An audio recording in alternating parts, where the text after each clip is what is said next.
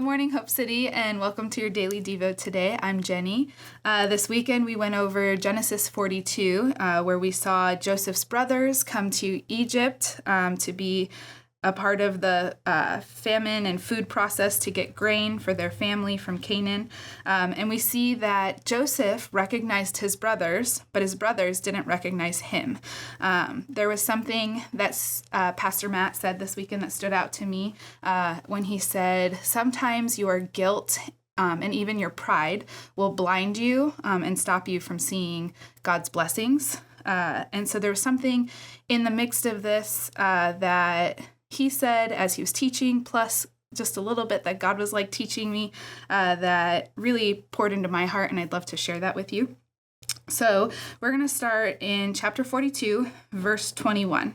So like I said, up to this point, Joseph recognized them, but they didn't recognize him. And so he's kind of testing them a little. He's telling them to go back to Canaan. He's accusing them of being spies. He's telling them to go back to Canaan to bring their youngest brother back to prove that they are not spies. And so we pick up in verse 21. It says, "Then they said to each other, 'Obviously we are being punished for what we did to our brother. We saw his deep distress when he pleaded with us, but we would not listen.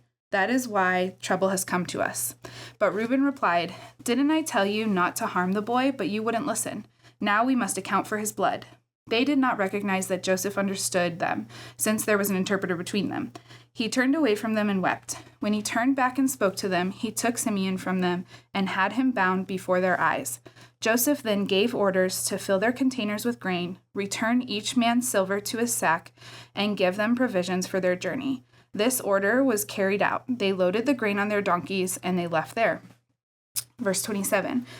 "At the place where they lodged for the night, one of them opened his sack to get feed for his donkey, and he saw his silver there at the top of his bag. He said to his brothers, 'My silver has been returned. It's here in my bag.' Their hearts sank. Trembling, they turned to one another and said, 'What is this that God has done to us?'" And something that I think even in my own journey, God has been reminding me of constantly is something we see in this picture. So we see that they are in the midst of their guilt. They're ridden with guilt. They're ridden with shame. They're focused on themselves. The pride comes in. They're focused on their circumstances and what they did and how it's impacting them. And we see that because they're focusing on their pride and they're surrounded by guilt or consumed by guilt, they can't see the blessing that's happening right now. So we know that God is a God of restoration. God is a God of redemption. That's what this entire story is about, is him coming to redeem us. And something that I was just reminded of this weekend in this passage is that God's purpose here was always for restoration. This whole process, this whole trial that he's brought Joseph through was always for his restoration. It was always for his good. It was for his family's restoration, for Israel's restoration.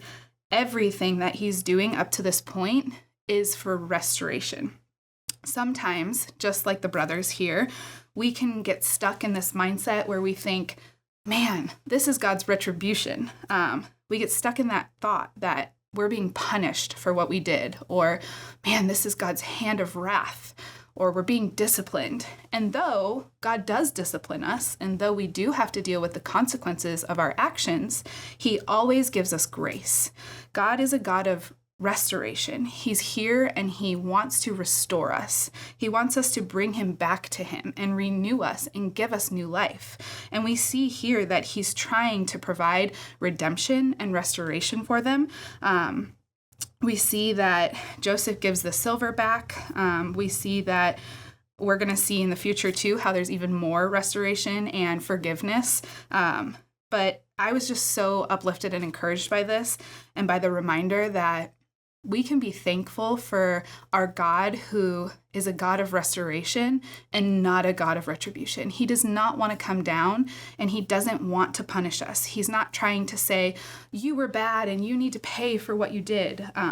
Mind you, he is a very good God, and he is just, and he is going to give justice in the end to those who deserve it. And he will, his wrath will be upon us at some point. However, for those who have put their faith in him and who believe that he's their savior, he's given us restoration and redemption.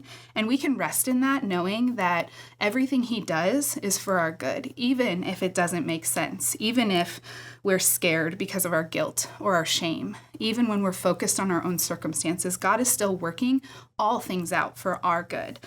So that was my encouragement in this weekend's message, is just that he is a God of restoration, not a God of retribution. And whatever it is that you may be experiencing right now or going through, he's trying to restore you through it. He's trying to bring you back new life.